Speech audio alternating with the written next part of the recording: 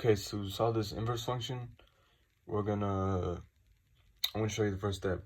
So first we have to replace this with y. So we're gonna erase this, because f of x and y are the same thing, y. Second step, we have to swap the y and the x. So this will become x, and these x's right here will become y.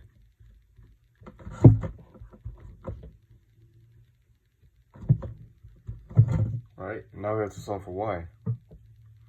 How do we do that? Well, first, with this, we had to cross multiply.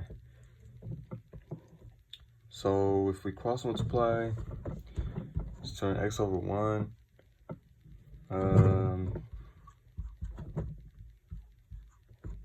We just did that. It's the same thing since it's 1. And then equals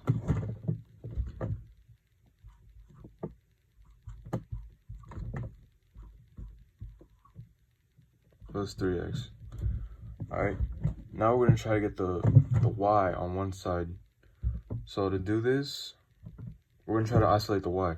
So we got to add 7 to both sides. This would be plus 7. Actually, we're gonna do that, and then we're gonna also subtract negative 4yx on both sides. So if we do both of those steps, we will get 3y minus 4yx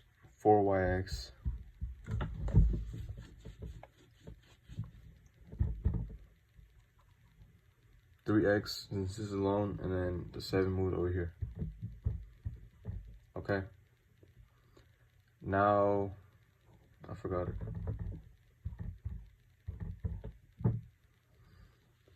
Okay, now we got that. We're gonna try to get the y by itself. Notice right here we can factor. So we're gonna factor out a y. Okay, so we just factored it.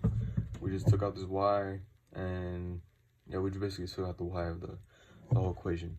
And then we do this. Just rewrite the whole thing. And then we're gonna take it a step further by getting rid of this, which is we do that by dividing.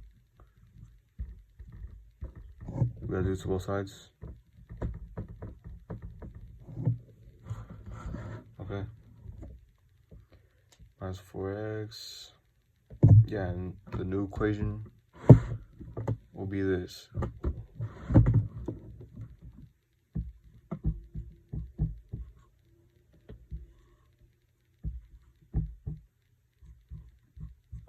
Okay, that's how it's done. But you can't forget that we have to replace this with the inverse, because it's an inverse function, right? And you would just write it like this.